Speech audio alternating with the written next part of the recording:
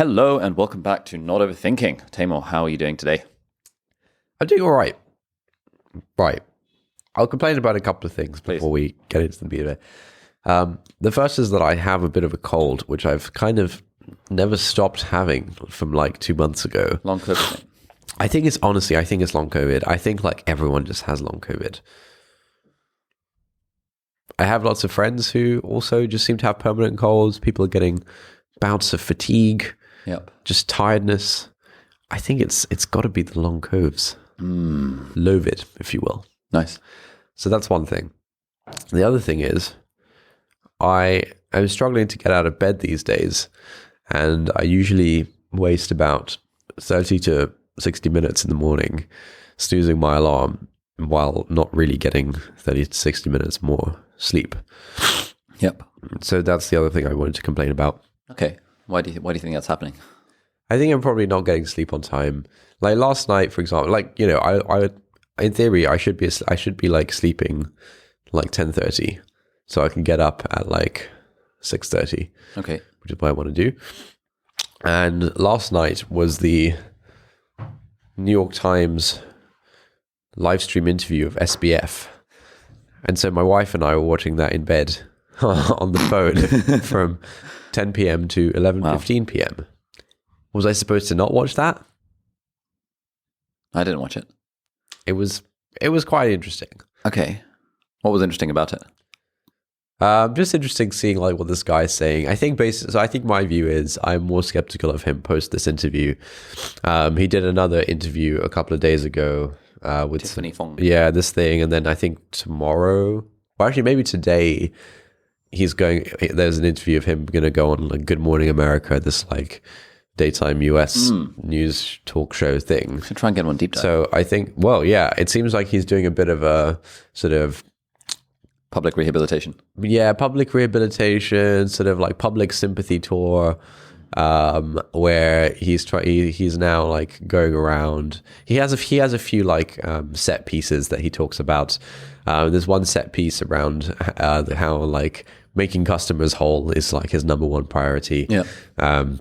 That's one set piece. There's one set piece about how, you know, it's been a very difficult time for everyone close to him, his parents, his friends, his colleagues, all this. There's a set piece around that. Yeah.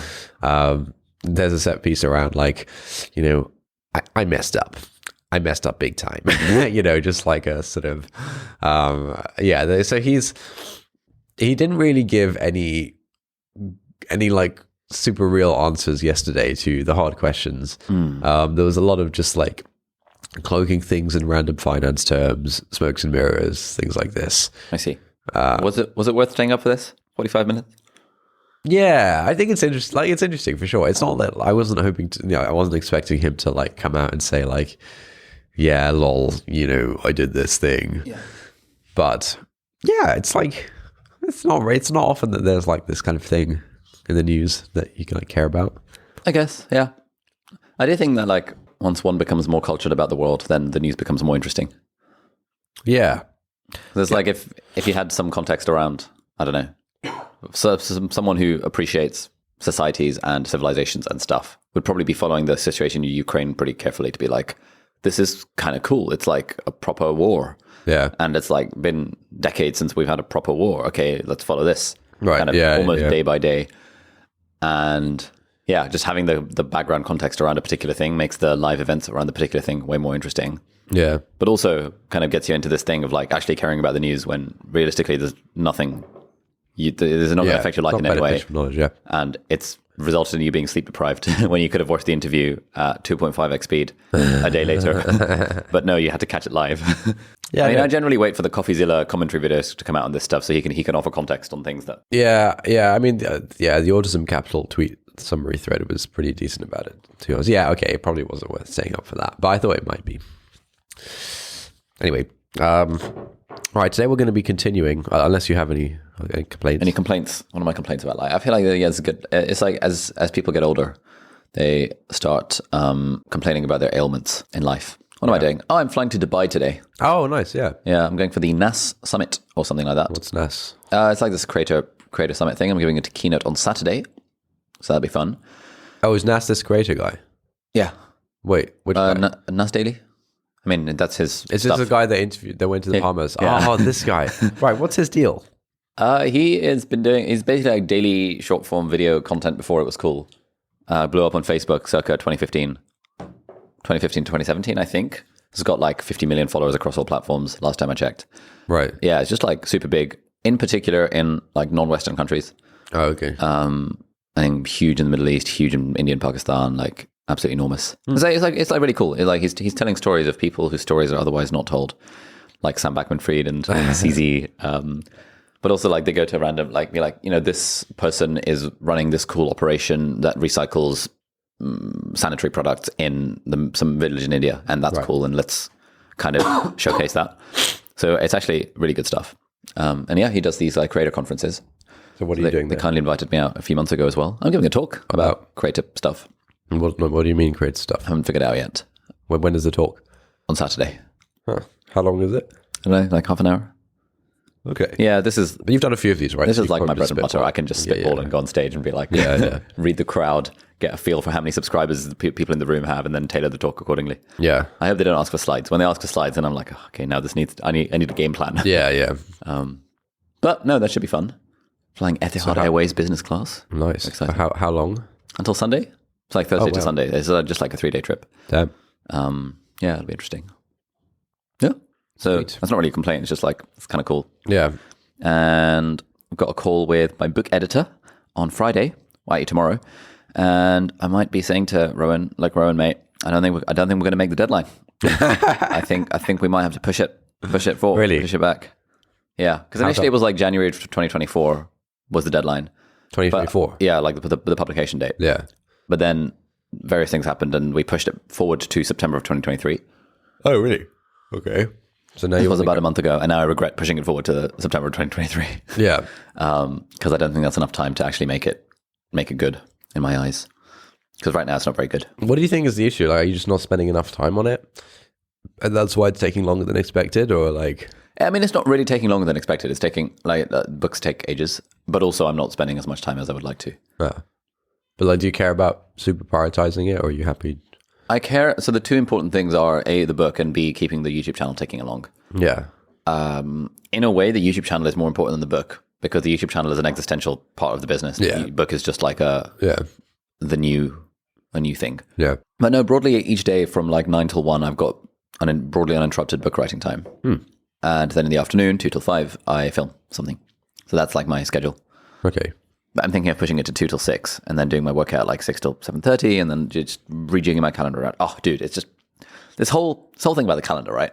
Yeah. Having like the default routine in the calendar and then each week looking at what's coming up and just like moving blocks around, but sticking to at least a rough default around knowing that every day I need to find an hour for exercise. Yeah, so where's that going to go? Every day I need to find an hour for dinner. Where's that going to go? Yeah. Every day I need to find 4 hours of book. Where's that going to go? Like, is actually remarkably helpful.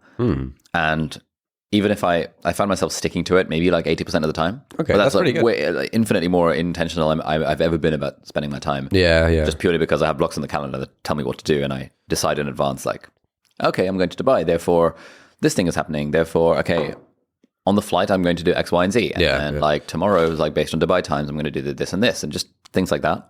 Even when I'm like back in the UK, like next week, I was like, cool, when I have a date night that week, when I have a night with friends that week, when I have a kind of book time night that week, cool, let's make it happen. Send some messages out being like, hey, you free for brunch, you free for dinner? Yep.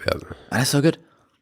It's just like operating the organizing almost on a week-to-week basis rather than trying to schedule things out like a month in advance. Yeah, I think the calendar blocking is just the only way to do it, really. I think whenever I do that, probably... yeah, maybe 60 or 70% sort of actually sticking to it and not letting other things get in the way, etc. I mean, it's fine if things get in the way, but it just gives you a sense of default. Yeah, exactly. All right. Anyway, that's it. Enough calendar chat. So, do you remember what this book was about? Yes, it's called Why Love Hurts, and it's basically trying to make the point that the way we think about romantic love is somewhat bad in the modern day, or different in the modern day, unique, and is not a thing that has happened in a bygone era. And back in the day, people would marry for not love, and people would just be like, yeah, I guess you grow to love them over time, but it doesn't really matter if you don't. Whereas now, this like love and stuff is such a huge part of like the modern psychological man, or something like that. So we just did the preface last week. Yes, correct. Yep. Basically, I think you've kind of hit the nail on the head. It took the book basically explores the unique situation in which we are when it comes to love in the current era, and how that makes us feel, and why we think certain things about love and romance, and why we feel certain ways about it. Cool. So last time we read some highlights in the preface. Let's now move on to chapter 1. Just give me a sec here. And so I think with all the like Freudian psychology stuff that was developed over the 20th century, one of the points that she's making is that the way we interpret romantic pain and romantic suffering today is very much like colored by these ideas that we have around sort of psychology and sure. And what. So if I've been struggling in relationships my whole life, it's because the way I received love from my parents was a bit dodge, and I'm seeking out dysfunctional patterns that I once had in childhood. Yeah. My father was not particularly present, therefore I'm seeking someone who has an avoidant kind of attachment style who's also not particularly present, because to me that's what love looks like. Right, yeah, things like this. And then also that the kind of solution is through like trying to gain self-knowledge, a lot of like talking to other people and things like this. So what she says is that the extraordinarily successful industry of self-help was made possible against the backdrop of the deep-seated belief that our miseries are tailor-made to our psychic history. Yeah. That speech and self-knowledge have healing virtues, and that identifying the patterns and sources of our miseries helps us overcome them. The agonies of love now point only to the self, its private history, and its capacity to shape itself. And she's talking about the importance of sociology as like as a field today because of how important sort of individual responsibility now is in our like mental models for things. She says that sociology remains vital. She says, in the same way that at the end of the 19th century, it was radical to claim that poverty was not the result. I think we talked about this actually, right? Yeah. At the end of she's basically saying that like, at the end of the 19th century, if you saw like a homeless guy, you'd think, he needs to sort his life out. It's probably his fault. Whereas now you think he's kind of the victim of the system, and whereas if someone's been in a string of like failed relationships and is unhappy in their romantic life, you think they need to sort their life out. Yeah. Rather than they're a victim of circumstance. Yeah, rather than they're a victim of the system in which we do like romance these days. Okay, cool. Okay, the other claim that she kind of makes is that love in modern times is much more central to our happiness and identity than it was before. It's definitely this important thing. But she makes the point that today it's like a really central part of our identity, whereas previously you kind of had your identity and then you had your romantic sphere and all whatever was going on in the romantic sphere. My claim here is that the reason why love is so central to our happiness and identity is not far from the reason why it is such a difficult aspect of our experience. Both have to do with the ways in which self and identity are institutionalized in modernity. Okay, so now this passage just gives a good summary of the book, okay?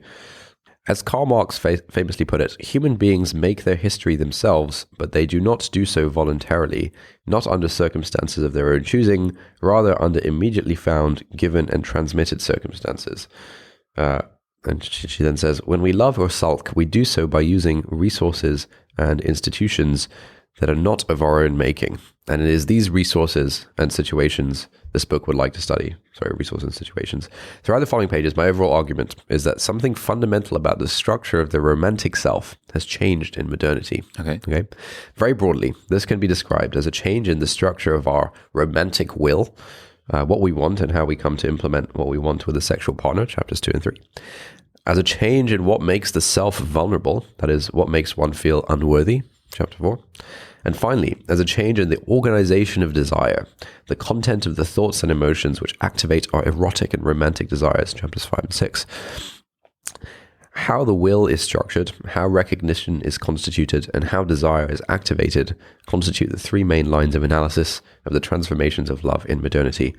Ultimately, my aim is to do to love what Marx did to commodities, to show that it is shaped and produced by concrete social relations, to show that love circulates in a marketplace of unequal competing actors, and to argue that some people command greater capacity to define the terms in which they are loved than others.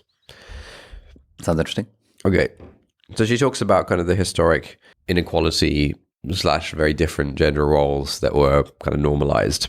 She says the male ideal of chivalry had one cardinal stipulation: to defend the weak with courage and loyalty.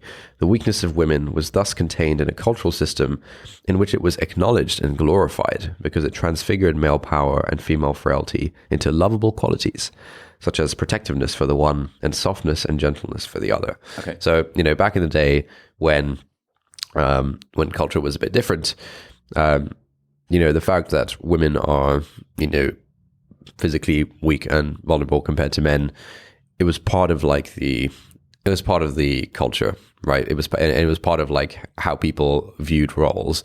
And what that meant was that instead of male strength being seen as like, I don't know, this kind of dangerous thing or whatever, and instead of female weakness being seen as this like pathetic thing or whatever, the kind of cultural lens for these things through which these things were viewed were it kind of like transformed it so that men are the kind of these protectors, and protectiveness is kind of how they channel their strength. And instead of women being like weak and pathetic, they're kind of soft and gentle, and these kind of traditionally feminine qualities. That's what Andrew Tate says as well. Is it? Yeah.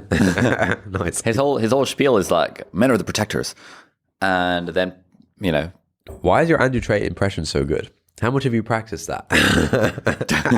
Or how much videos have you watched? Sam, let's cut this from the... No, I'm kidding. I've just seen some of his stuff. All right, I'll carry on. Women's social inferiority could thus be traded for men's absolute devotion and love, which in turn served as the very site of display and exercise of their masculinity. More, women's dispossession of economic and political rights was accompanied and presumably compensated by the reassurance that in love they were not only protected by men, but also superior to them. It is therefore unsurprising that love has been historically so powerfully seductive to women. It promised them the moral status and dignity they were otherwise denied in society, and it glorified their social fate, which was taking care of and loving others as mothers, wives, and lovers. Thus, historically, love was highly seductive because it concealed, as it beautified, the deep inequalities at the heart of gender relationships. Oh, hello. Okay, interesting.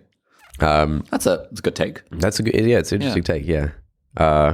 So love is particularly appealing for women because it masks the fact that society is stacked against them in almost all ways. But the institution of love and marriage and stuff, says to women that when people criticize Islam on misogyny grounds, people often say that, no, Islam's not misogynistic. Islam elevates women. And, women are elevated by the fact that their husbands have to provide for them. And the fact that, and this is why inheritance laws are as they are, because the husbands have to provide for women in the family and stuff. And so it sounds like she's saying something similar around society, where essentially the institution of love convinced, whatever word you want to use, that they are not in fact unequal in society. I think it's kind of, the point is basically that there was this understanding of some kind of normative way of being where men have certain strengths and attributes. Men have more power and strength, but they also have, what comes with that is more responsibility. Yeah, things like this. And so there was just kind of some normative understanding of men should do X, Y, and Z, and women should do X, Y, and Z. And she's saying that,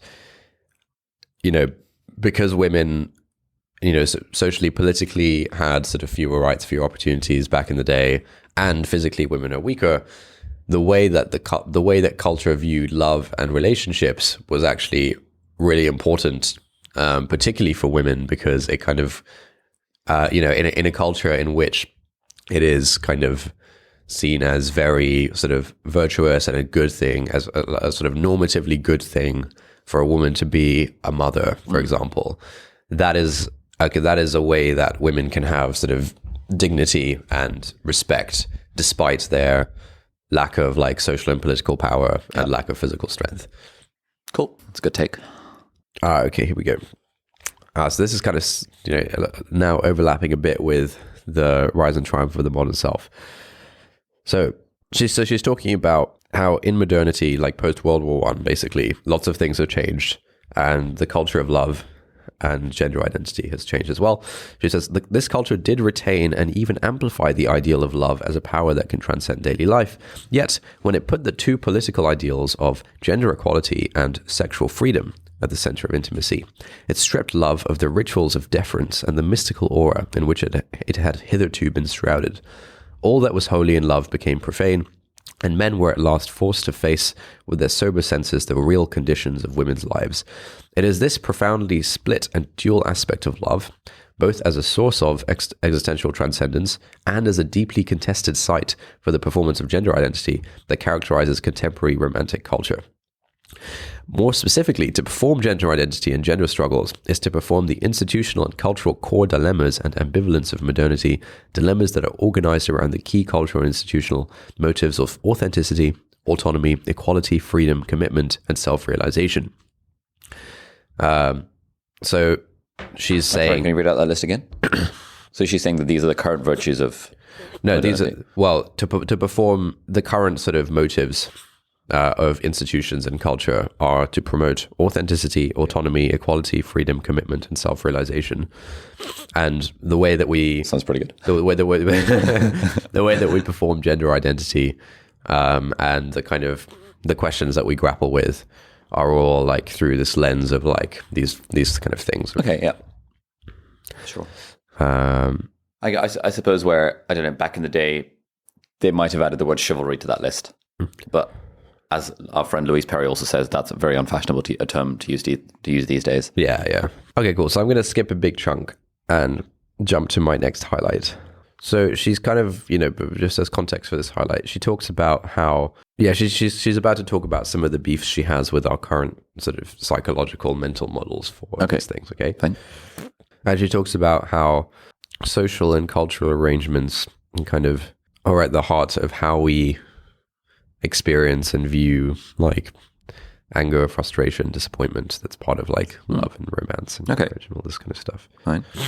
Okay, so she kind of talks about there's different lenses through which you can view things, and if you view through, I think that nowadays there's an increasing tendency to view things through a psychological lens, and kind of naturally the psychological lens will focus things on the self and the inner thoughts and feelings and experiences. And, the psychological lens does not really have explanatory power beyond the individual's like self, because that's what you're talking about, right? As opposed to a sociological lens. Yeah, as opposed to a sociological lens. And so she's kind of saying that, look, we like nowadays, like we're only thinking, talking, learning about this love stuff through the psychological lens. But actually, sociology is more important than ever, because so much of our psychology around this stuff is affected by the wider cultural milieu. Yep.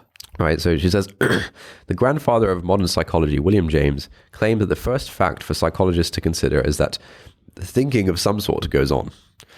Right. Yeah, fair enough. And thinking, he said, is personal. Every thought is part of a personal consciousness that leads the individual to choose which experiences of the outside world to deal with or reject. All right. Somewhat controversial. In contrast, from its inception, the main vocation of sociology has been to debunk the social basis of belief. For sociologists, there is no opposition between the individual and the social, because the contents of thoughts, desires, and inner conflicts have an institutional and collective basis. For example, when a society and culture promote both the intense passion of romantic love and heterosexual marriage as models for adult life, they shape not only our behavior, but also our aspirations, hopes, and dreams for happiness.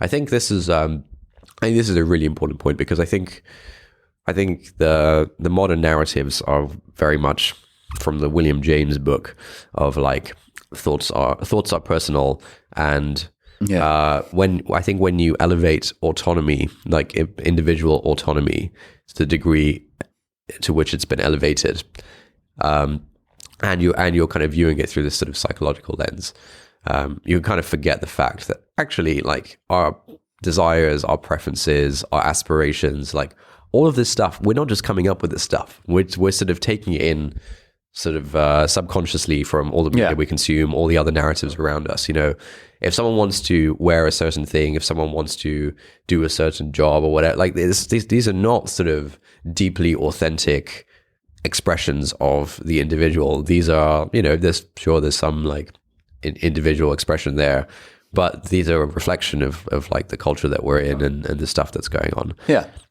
And so I think it's how, like, it's often surprising that by pure coincidence, people in the same friendship group will be acting out their authentic selves by dressing identically. Yeah. Okay, she says that individuals vary in their interpretations of the same experiences, or that we live in social experiences mostly through psychological categories, does not entail that these experiences are private and singular. An experience is always contained and organized by institutions. For example, a sick person in a hospital, an unruly teenager in a school, an angry woman in a family, etc. And experiences have shapes, intensities, textures, which emanate from the way in which institutions structure emotional life. For example, much of the anger or disappointment in marriage has to do in the way in which marriage structures gender relations and mixes institutional and emotional logics. Say, a desire for genderless fusion and equality, and the distance that inevitably emanates from the performance of gender roles. So yeah, just saying that, like, look, people do have different experiences. People do have like different thoughts and feelings based on the surface, the same experiences, right? But that doesn't mean that like those thoughts and feelings are like purely sort of personalized and like authentic or whatever. Now she says, this is not to say that I deny the idea that there are important psychic differences between people. I think the word psychic in this context is actually really useful. I think after reading this book, I started using the word psychic a lot more.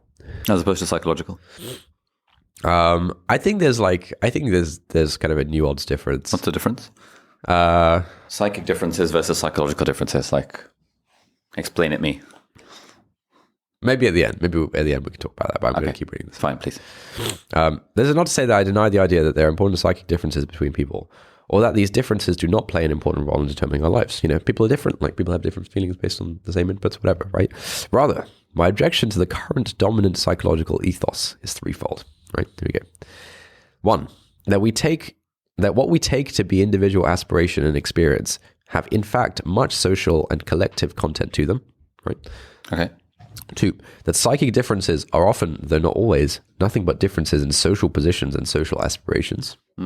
So she's saying that, like, you know, if two people are exposed to the same thing, like, and they have different, like, whatever feelings or like mental states as a result of it, she's saying, like, you know, can pretty much just be explained by their social positions, right? Rather than like, whatever. And three, finally, that the impact of modernity on the formation of the self and identity is precisely to lay bare individuals' psychic attributes and to grant them a crucial role in determining their destinies, both romantic and social. The fact we are psychological entities, that is, that our psychology has so much influence on our destiny, is itself a sociological fact.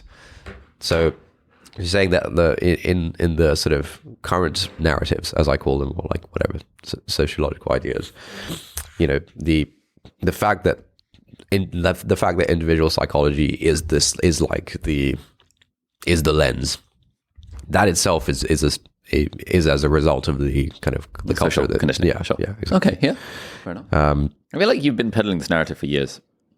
Back when. Remember, there was a day I was visiting you in Oxford. Oh, yeah. And you mentioned when I was at uni. Yeah, you mentioned that you wee into the sink. Oh, yeah. And everyone in the room was like, "Oh my God, like that's disgusting." Yeah, kind of thing. And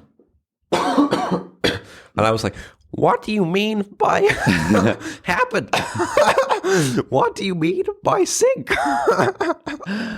Correct. And after you said that, you said that, look, guys, you've all got this wrong. You all think that peeing in the sink is an inherently disgusting thing.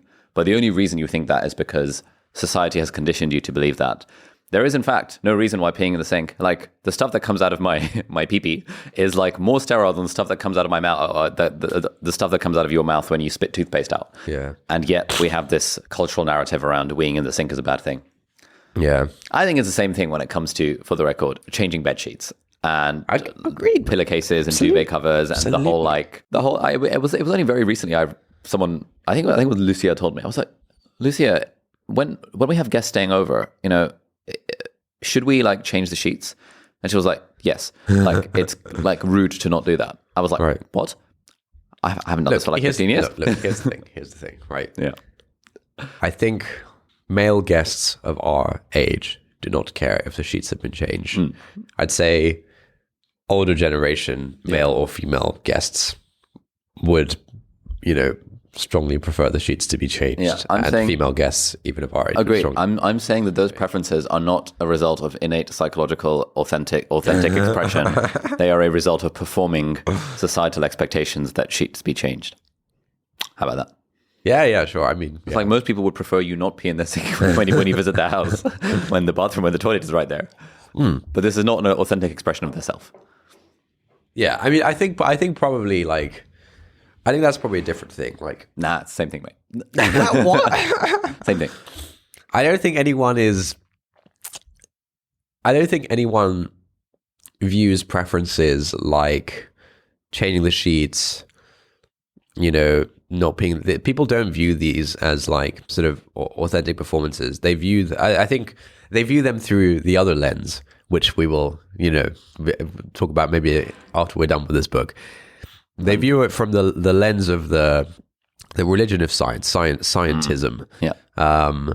Where we have kind of basically religious beliefs surrounding the things that are scientific in nature. And I think like I think people would point like for the hygiene thing. People would point to like, look, science has like science has told us that germs exist. So yeah, the whole, when you sit on the London Underground, you have lots of germs that go onto your jeans. It's very weird to not wash your jeans at least once a week. As a result of the fact that these germs are going onto your jeans. Yeah. So I think like I think the hygiene stuff, the psyop of hygiene. I think, and I would argue the psyop of hygiene is a result of sociological determinants. I think the sociological determinants are the kind of the sort of the scientific sort of view on things. All right. Anyway, yes. Sociology and psychic suffering. Yeah, I think the difference between psychological and psychic is kind of that psychological implies some kind of analysis in the same way that describing something as a social phenomena rather than a sociological phenomena. If you describe something as a sociological phenomena, I feel, there's kind of this... Sounds more legit.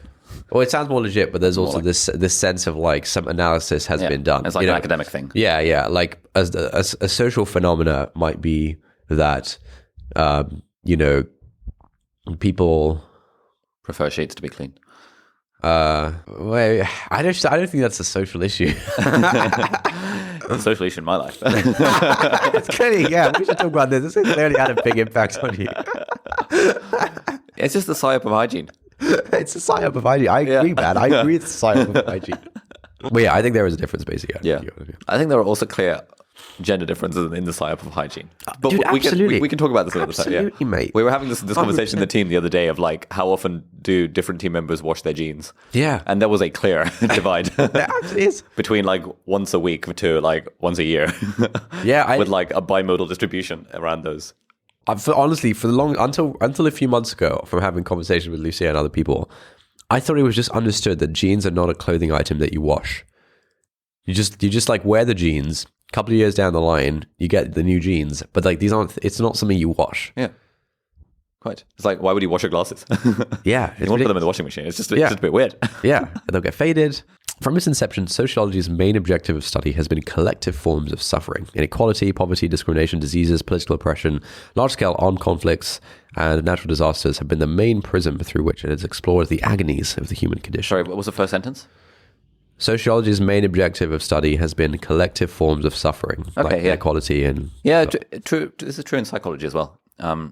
It's mostly about suffering, really? Yeah, actually, it has been. Up until I think 2002 or something, there's a guy called Martin Seligman invented the field of positive psychology, which was like, look, man, for the last 100 years, all psychologists have been studying suffering. Let's actually try and study what leads to flourishing rather than suffering. Oh, and right. It's only in the last 20 years that self-help around positive psychology has really started to take hold. Yeah. Around what drives happiness and well-being and fulfillment rather than what mitigates anxiety and stress and depression and all this kind of stuff. Yeah, and like what explains, like, your daddy issues explain X, Y, Z. Yes, and that's wrong, whatever. Okay, so sociology has been very successful in analyzing these collective forms of suffering, yet has neglected the analysis of the ordinary psychic suffering that inheres in social relationships. Resentment, humiliation, and unreciprocated desire are only a few among the many examples of its daily and invisible forms. So basically, the kind of day-to-day struggle, individual level struggles of like that come from social relationships, have not really been viewed through a sociological lens, even though sociology does a pretty good job of like interpreting and analyzing. Cool. So there's a lot of like preambles. So like, what is she actually saying? Okay, fine. The stuff. Yeah. I think we all buy the main point that like the way that we experience love and stuff in general is more affected by sociology than we like to think. Yeah. Okay, good. So I'll say one more thing. She kind of makes this point that when we think about suffering, we think about the kind of large-scale, visible kind of suffering, like poverty, violence, famine, things like this. And we omit the less visible, less tangible forms such as anxiety, feelings of worthlessness, depression, etc., which are all embedded in ordinary life and ordinary relationships. And so when she talks about social suffering, she actually also means the widespread anxiety, humiliation, all just like the normal, in inverted commas, stuff. So she says, psychic suffering has two cardinal features, right? First, as Schopenhauer has suggested, suffering derives from the fact that we live through memory and anticipation. So memory and anticipation are kind of, remembering things in the past, we're anticipating the future. Absolutely, mate. Suffering is all about the past and the future. In other words, suffering is mediated through imagination, the images and ideals that make up our memories, expectations, and longings. A more sociological way of saying this is to suggest that suffering is mediated by cultural definitions of selfhood. Second, suffering is characteristically... Hold on. That seemed like a non sequitur. What was that last thing she said? That I can buy that suffering is that suffering is a result essentially of like memory and anticipation. Yeah, like expectations of the future. Yeah, so she's saying anxiety and like concerns about the past lead to depression and sadness and stuff. Yeah, so she's saying a more sociological way of saying this is to suggest that suffering is mediated by cultural definitions of selfhood. Suffering is mediated by cultural definitions of selfhood. Yeah, so she talks about, well, the previous sentence is that suffering is mediated through imagination, the images and ideals that make up our memories, expectations, and longings. Like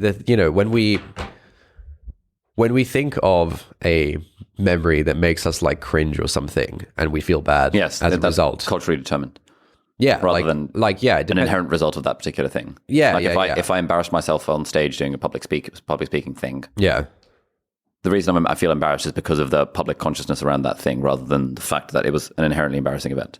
Yeah, and like your sort of idea of selfhood is, if you say something super cringe in front of a bunch of people, because like of the way you of my ego and like stuff like this, like that's what she's saying. Okay, and like the stuff you anticipate is also framed around like your idea of like what it means to be a worthy individual and like all this kind of stuff. Yeah, no, fair enough. Right.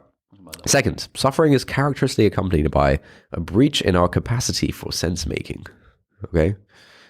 As a result... Wait, sorry, say that again? Suffering is... characteristically accompanied by a breach in our capacity for sense-making. Okay. I can't make sense of this, therefore I will suffer. No, I think what she's saying is that when you are suffering, you are much less capable of making sense of like understanding and like being able to think through it. So that's what I think. As a result, Paul Ricoeur says... suffering often takes the form of a lamentation about its blindness and arbitrariness. Like when we're suffering, it's often hard to make sense of it. And so then we kind of have these feelings of like, oh man, like this is so unfair. Like why is this happening to me? Like what did I do to deserve this? Like, you're sort of lamenting the blind arbitrariness of like, why am I getting this suffering? Do you feel this sort of stuff? The sort of, why is it unfair? Yeah, things like this. I feel like I just like literally never have that thought process. Yeah, to be honest, I don't think I have. But I also don't think I've experienced much suffering, to be honest. Yeah. Yeah, like maybe if someone close to me died or something, I'd be like, wow, what the hell? Why me? I mean, they've died, but why? Why me? Maybe. Maybe, Yeah. Okay. Do you think you would? I don't think I would, but it's like, I think obviously it's hard to predict how one would respond to like a really adversely negative event. I think a lot of like I think my kind of narrative on stuff is more like this is part of God's plan and the grand narrative that we're all a part of, and it had to be this way. Nice. Yeah, kind of thing. Fair enough. Yeah. I think that's how I generally view these things. All right, I'll carry on reading the highlight. Because suffering is the eruption of the irrational within everyday life, it demands a rational explanation, an account about desert. In other words, an experience of suffering will be all the more intolerable to the extent that it cannot be made sense of. When suffering cannot be explained, we suffer doubly. All right? One, from the pain we experience, and two, from our incapacity to bestow meaning on it. Thus, any experience of suffering always points us to the systems of explanation that are deployed to account for it. And so whenever we suffer, we're like, you want to start being able to explain it, because otherwise, like, you're going to suffer again when you can't explain it. You can't explain it. Yep. And systems of explanation of suffering differ in the ways in which they make sense of pain. They differ in the ways they allocate responsibility and the aspects of the experience of suffering they address and stress, and in the ways in which they convert or not suffering into another category of experience, be it redemption, maturation, growth, or wisdom. So yeah, what I was kind of talking about is the sort of, I feel like there's some broad divine wisdom to all of this. Sure. And so that's your explanation of suffering. Not explanation, but just like if suffering is the event plus the explanation, it's like you might suffer the event, but okay, sure, you have an easy explanation that you can always use to then not suffer twice. Yeah. Right. I would add that modern psychic suffering, while it may involve a range of responses, is characterized by the fact that the self is directly at stake. The self being its definition and sense of worth. Psychic suffering contains an experience which threatens the integrity of the self. Okay, so she says, look, skeptics could rightly claim that poets and philosophers have long been aware of the devastating effects of love, and that suffering has been and is still one of the main tropes of love, culminating in the romantic movement in which love and suffering mutually reflected and defined each other, right? Like, everyone writes about love. Freaking Shakespeare's like going on about this, like Romeo and Juliet killing themselves because of romantic suffering. Like, so she's basically saying, look, skeptics could say, like, dude, everyone's been talking about the suffering, romantic suffering. Like, what's your point? And she says, yet, this book claims there is something qualitatively new in the modern experience of suffering generated by love, right? What is properly modern in modern romantic suffering are, 1, the deregulation of marriage markets, chapter 2. 2, the transformation of the architecture of choice of a mate, chapter 3. The overwhelming importance of love for the constitution of a social sense of worth, chapter 4. 4, the rationalization of passion. 5, the ways in which the romantic imagination is deployed. So, the deregulation of marriage markets is kind of the first big interesting thing she talks about, where you can kind of view sort of romantic kind of relationships as this kind of market with like different actors, different values of like how valuable someone is romantically, etc., etc. And sounds like some Andrew Tate stuff right there. It does sound a bit like some Andrew Tate stuff. Also, I've heard. And she just justifies pretty well why it like makes sense, that why this like sort of economic market metaphor actually makes a lot of sense for this. And I think particularly with the rise of like dating apps and things like this, it is pretty market-like. Sure. And that kind of changes the way that we relate romance to ourselves. It changes the suffering, etc. that we have. Is a point similar, so sort of like how in an economic system where like the values of things are either explicitly or implicitly visible, it is much easier for people to define their self-worth based on those economic values. I don't think she ends up. She definitely ends up saying that because of like the marriage markets that we have today, and the much more liquid marriage markets today than before. We do define our self-worth based on how much we can command in the markets. Like we do that. Sort of like people define their self-worth based on not how much money there is in their bank account, because that's crass, but more like the car they drive, the house that they live in, etc., etc. Whereas maybe back in the day, it was more about like the family that they were born into, or exactly, the hierarchy, as it were. I think there's also, I think because the marriage markets previously were illiquid, and we'll get to this next pod probably, because the marriage markets were illiquid, it was like, okay, look, I'm born into this social class. In my social circle, there are these like 3 other people within these social circles that are of similar marriageable age to me, and like probably end up marrying one of these guys. Like, and that's that. Yeah. Separately, I have my own sense of self-worth, etc., outside of, whether any of these 3 guys is like really into me or something. Whereas today it's like, okay, obviously there are still like large cultural and class related factors at play, but like largely, ostensibly the market is liquid. Yeah, ostensibly we live in a meritocracy. Yeah. So like, on paper, anyone can go for anyone else. And you now, let's say on like a dating app, you now have like the entirety of London at your disposal. Or you are at the disposal of the entirety of London, depending on how well you do on dating apps. That was good. Wow. And so, it's like, because the expectation is like, look, anyone can go for anyone, and it's so liquid where like you can literally swipe through, 1,000 people of your age in your city, and you can know that, damn, only 2 of those people are like vaguely romantically interested in me. Then it's like, damn, like what am I worth? Like, etc. So that's the deregulation of marriage markets.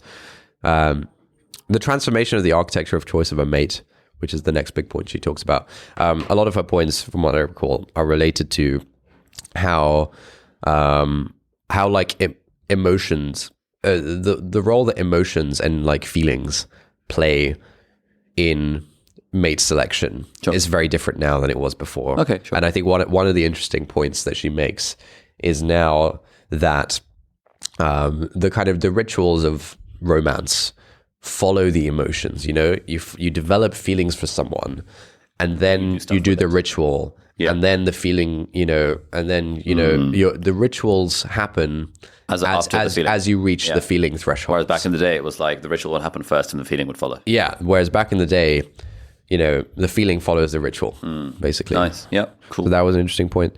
I love a good contrast like that. It's like before X led to Y, but now Y leads to X. Yeah. Oh, that's good.